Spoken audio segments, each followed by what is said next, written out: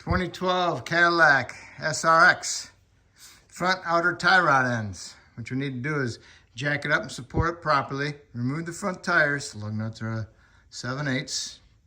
All right, so get yourself a 21 millimeter wrench, sometimes a 22, and get on there and take up the slack, turn it that way. And then you just want to go ahead and smack the bottom of that wrench that way, okay? Because you want to break it loose, and that's all you want to do is just break it loose.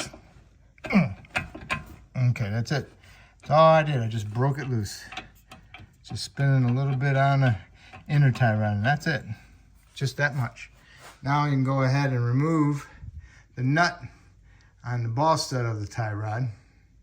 Sometimes you have to heat this up. It's got Teflon in there, and the Teflon causes the ball stud to spin. So be careful of that. You have to heat it out, and you got to pry it into the knuckle with the pry bar. And that nut is an 18 millimeter. Mine came right up. All right, so now what you can do is you can go ahead and hit it with a hammer. Boom, pound that ball stud out of that knuckle. That took a lot.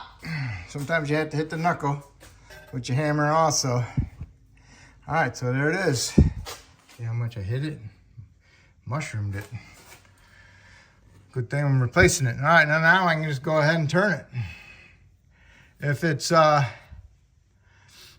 frozen on here, you'll be turning the whole inner tie rod and everything. So then you have to get on here and hold it with some vice grips and heat this up to unscrew it. So now all I gotta do is unscrew it and then get my new one and screw it on there the same way. Put some ANSIs on my threads. Okay. Put your grease zerk in your new one and line them up and make sure they're equally the same. Perfect. So I'll put some ANSIs inside here and on my threads and on here and those threads also. All right. I threaded the tie rod in on it until it bombed out against the nut, and then I turned the whole assembly to match to go inside there. All right. So now I'll put my ANSIs on here a little bit and on my threads. Okay, I put a pry bar underneath the tie rod onto the control arm, and I pushed it up so I can tighten my ball stud.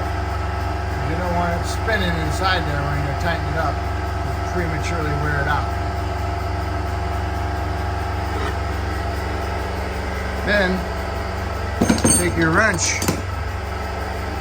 over here and go ahead and tighten her up. See, it just didn't hardly take any movement.